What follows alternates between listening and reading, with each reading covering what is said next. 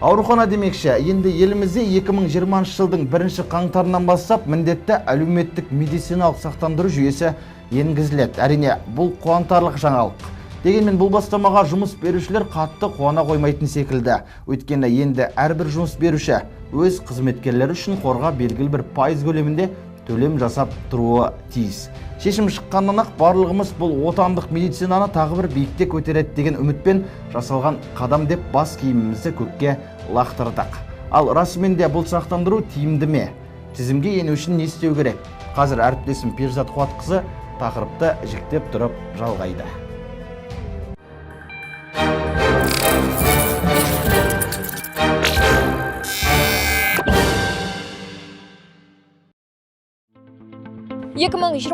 жылдың 1 қаңтарынан бастап елімізде міндетті әлеуметтік медициналық сақтандыру жүйесі енгізіледі.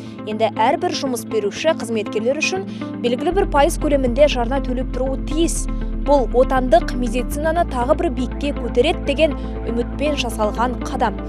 Біріміз білеміз, ал біріміз әлі де толық ақпарат ала алмадық.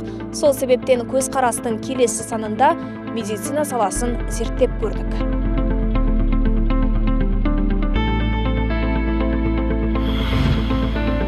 Отандық медицинада көрлеу бар, бірақ кемшіліктерден де кенде емес. Осы олқылықтардың орнын толтыру үшін біздегі денсаулық сақтау саласы келер жылы 1 қаңтардан бастап міндетті әлеуметтік сақтандыру жүйесіне көшпек. Тиісті тарап жаңа бастама медицина саласының сапасын арттырып, қызмет көрсету деңгейін ілгерілетеді деп отыр.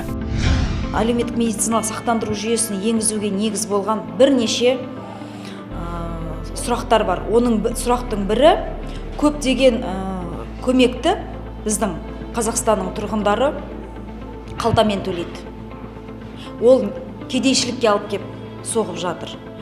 Сонда үкіметтің шешімімен бұл енгізілген жағдайда 2020 жылдың 1 қаңтарынан бастап сол шыққан шығынның бір бөлігімен толық емделу, зерттелу, оңалту мүмкіншілігін алу.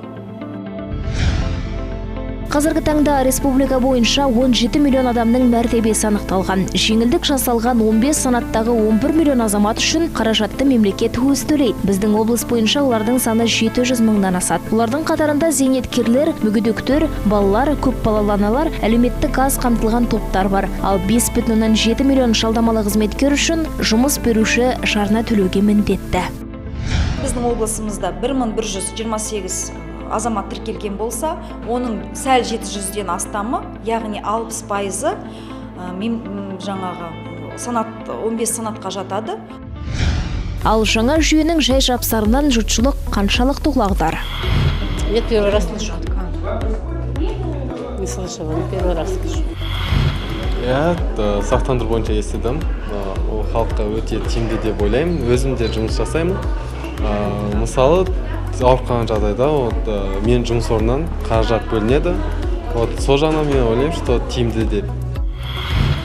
Я слышала, с 1 января начнется страхование. Но думаю, что все будет хорошо. Я естідік 2020 жылдан бастап, 1 январдан бастап әлеуметтік сақтандыру және жүкті әйелдерге де тегін. Экономика ғылымдарының докторы Сұлтан Әбілдаев бұл бір жақты қаралатын мәселе емес дейді. Халыққа аса бір салмақта салмайды. Керісінше емханалар арасында рейтинг қалыптастыруға әсер етеді деп отыр. Мемлекет тарапынан қаржыландыру бәріне бірдей қарастырылады. Осы жағдайда біздің осы міндетті медициналық сақтандыру осыған технологиясын дамытуға, жаңа үрдістерді алып келуге көп көмегін тигізеді. Өйткені сақтандыру арқылы адамдар сол медициналық мекемелер мемлекетке қанша адамды көбірек емдейтін болса, соншалықты көп қаражат алады.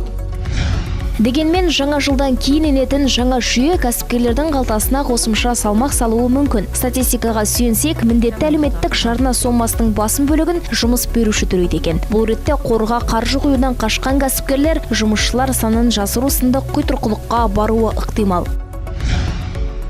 Мекеме тарапынан бұл қиындау, өйткені оларға өздерінің табысының бір бөлігін сақтандыру қорына аударуға міндетті болып тұр бұл жерде. Сондықтан олар осыны жалтару жолдарын іздей ма, немесе басқа да амалдар іздей ма деген қорқыныш бар бұл жерде. Жалпы салықтың басқа да мемлекеттік міндетті төлемдердің бір ерекшелігі сондай. Егер де ол міндетті төлемдер мен жаңа салықтарды көбейте берсек, онда кәсіпорындар жаңа көлеңкелі экономикаға қаша бастайды. Айта кетейік, егер жарна төлеуші жыл бойы емханаға жүгінбесе, сақтандыруға салған ақшасын қайтарып ала алмайды. Дегенмен өзге бір жанның денсаулығы сыр берген жағдайда сіздің қаржыңыз сол адамның өмірін арашалап қалуға жұмсалады. Егер сіз 2 жылда бірде-бір бармасаңыз, сіздің отбасыңыз бар, сіздің бала шағаңыз бар. Бұл біздің мемлекетіміздің ұлғаюына, алға басуына, ол үлкен қажет нәрсе. Тек қана өзіндік ойлануға беруге болмайды. Біз мемлекетіміздің өркендейтін болса, әрқайсымыз оған қызмет етуіміз керек. Бұл жүйе бойынша медициналық көмектің 2 пакет ұсынылады. Айта кетейік, біз баяғыша кепілдендірілген медициналық қызмет қалады. Оған бюджеттен жылына 1 триллион теңге бөлінеді. Одан тыс әлеуметтік кеңейтілген көмек түрі сақтандырылған азаматтарға көрсетіледі. Міндетті әлеуметтік медициналық сақтандыру бағдарламасына қатысушылардың бәріне бірдей қызмет түрлері ұсынылады. Олар емханалық амбулаторлық көмек, станционарлық көмек, станционарды алмастыратын көмек, жоғары технологиялық қызметтер, дәрі-дәрмекпен қамтамасыз ету. Сонымен қатар азаматтардың кепілдендірілген тегін медициналық көмек көлемін пайдалану құқығы сақталады. Әлеуметтік маңызы бар ауруларды емдеу, екпе егу, жедел жәрдем, шұғыл көмек, санитарлық авиация. Жаңа жүйеге көшуге біздің өңір 100% дайын көрінеді. Қарапайым халық үшін оның тиімді тұстары көп дейді мамандар. Бастысы, ауруханалар мен емханаларға мемлекеттен бөлінген қаржы қалай жұмсалғанын бақылауға болады.